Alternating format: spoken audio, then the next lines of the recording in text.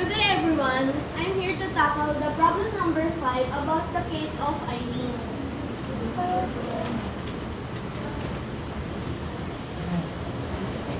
Eileen is a bookkeeper in Pasig City. She has a monthly salary of 30,000 pesos. She worked 22 days with no overtime but received a 1,500 pesos rice allowance. Her company uses the standard rates for SSS 5%, PhilHealth 2.5%, Pag-ibig 2%.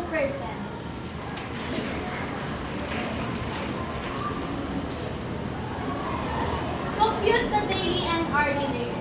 Daily rate, 30,000. Yung salary niya, 30,000 divided by 22 days is equals to 1,363.64. Para makuha naman ang hourly rate, 1,363.64 divided by 8 is equals to 170.46 pesos. Calculate all mandatory contribution. Sa SSS, salary times 5% na ginawang decimal na 0.05 is equals to 1,500 pesos. PhilHealth, 30,000 times 0.0025 is equals to 750 pesos. Pag-ibig, 30,000 times 0.02 is equals to 600 pesos. Total of 2,850. Gross pay. Okay, pause muna tayo for a while. Okay. Pay and taxable income. The basic pay is 30,000 pesos and rice allowance is 1,500. The gross pay is equals to 30,000 plus 1,500 is equals to 31,500. Ang taxable income naman is equals to 30,000. Hindi natin ito ginamit kasi yung rice dito is non-taxable na income po. So 30,000 minus 2,850 is equals to 27,150.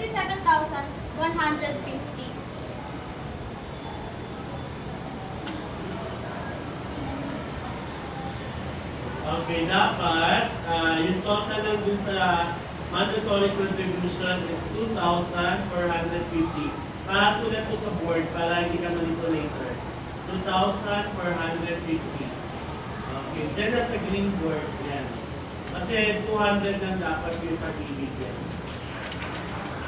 Okay, so magbabago din yung sagot mo ngayon sa gross pay. So that will become 30,000. Ano no? Yung taxable income mo. So that is 30,000 minus 2,450. Okay. So, non-taxable ba yung allowance now? So, kasama pa yun, minus 1.5. So, instead na 27,000, ano yan, 50 ba yan?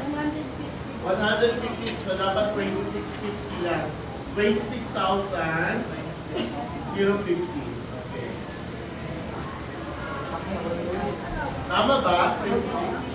Taxable yung allowance. Ano no? Taxable? Non-taxable. Oo na, kaya ibabawas siya, di ba? Okay, ibabawas pa siya doon. Okay. Dahil non-taxable, ibig sabihin, 26,700. ibawas mo siya doon kasi hindi mo siya isasama doon sa taxable income. Ano yun? Explain mo na sir, taxable income ba? Okay. Ang taxable income class, so, okay, that is the gross pay. 50. Okay. So, minus. Okay. Di ba yung taxable income natin? Ima-minus mo dyan yung lahat ng SSS. Magbabago ka talaga ng ano. Magbabago ka talaga. Sige, yung continue na lang. Sige, continue mo yan. Okay, para makita namin yung... Go ahead.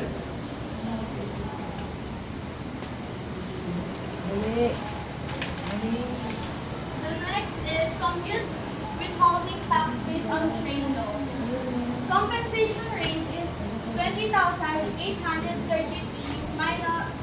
minus 33,332. Ang prescribed withholding tax is 15% over 20,883. Wait lang, sir.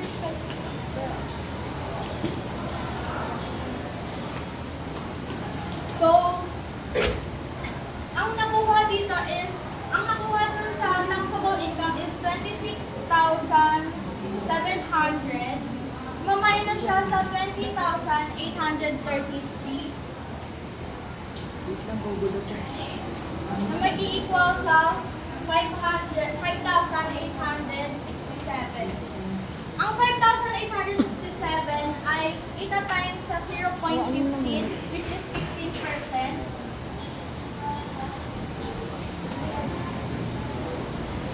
Na mag-i-equal sa 880.05. Ang withholding tax natin is 880.05. Okay, tama kayo yung 26,700. Hindi po. Ma. Ano na?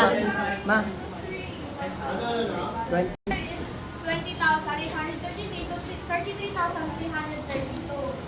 Tapos, para ma-compute ang excess, 27,550 minus 20,833 is equals to 6,717.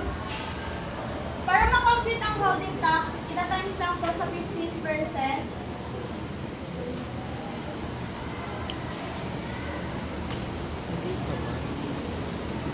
Na magiging 1,007.55. Ang withholding tax ay 1,007.55. Para tumuho naman tayo sa compute total deduction and net pay. So, ang pag-ibig is magiging 200 na lang. 1,500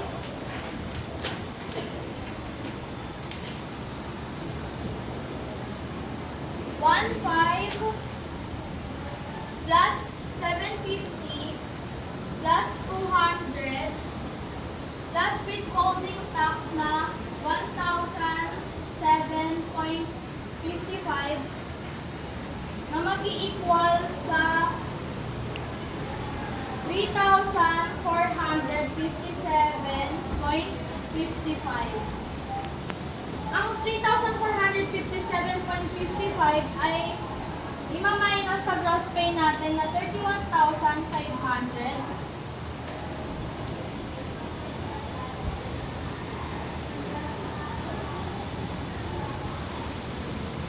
Na mag-i-equal sa 28,042.45.